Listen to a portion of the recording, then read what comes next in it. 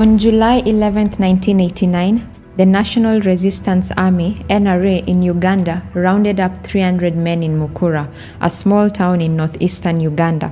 They were suspected to be rebels against the NRA regime. A group of 120 of these men were placed in a holding cell, which happened to be a small train wagon. 4 hours later, 69 of them had suffocated to death. So what exactly happened? I came across this story at the Uganda Railways Museum in Jinja. Our tour guide briefly highlighted it, but I got curious and decided to do some research on it. I found a detailed report filed in March of 2011 by the Justice and Reconciliation Project. This, together with written accounts from newspapers as well as other sources, will form the basis of our understanding.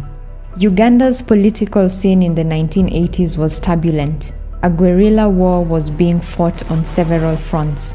In 1986, Yoweri Museveni's NRA seized power through a successful coup against General Tito Okello Lutwa, the sitting president at the time.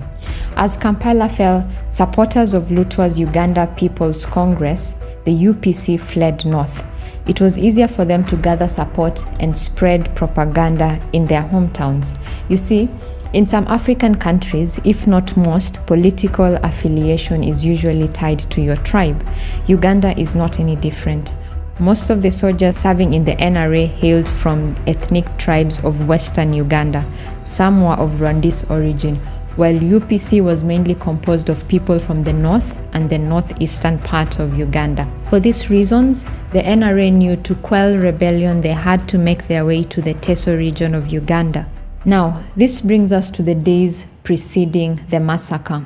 It is said the soldiers arrived 3 days prior and went about arresting civilians at random. People who might not have been sympathizers or supporters of the rebels were rounded up.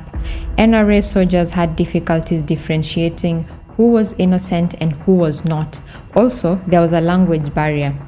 The Rwandese soldiers spoke Swahili, and as they went about questioning residents to reveal where the rebels were hiding, the answer they got was Mama Ajeni, meaning I don't know in Ateso.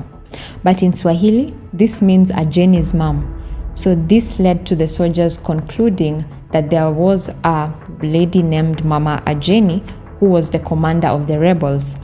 As they arrested and questioned the rebel collaborators from different parts of the region, they sent them to Okungulo railway station. Here, they were kept in the goods shed with no food or water and an intense fear of what was going to happen next. They were kept here not knowing if they would ever be released. They were exhausted from the fatigue and the heat of the sun. Suddenly, the soldiers came and asked who wanted to drink water. Given the situation, 120 men from the goods shed responded. They were then asked to come out of the goods shed and follow the soldiers to where they would be given water. Instead, they were herded into train wagon number C52108. The soldiers guarded each side of the queue such that no one would escape. The people were then squeezed into the train wagon until it was full to capacity. After that, the door behind them was shut. Under the heat of the sun and in a small metallic container, they struggled to breathe in the hot, stale air. One of the survivors describes the scene as follows. Less than 30 minutes after the entrance to the wagon was shut, the people inside started shouting and crying and banging on the walls of the train wagon. It was hot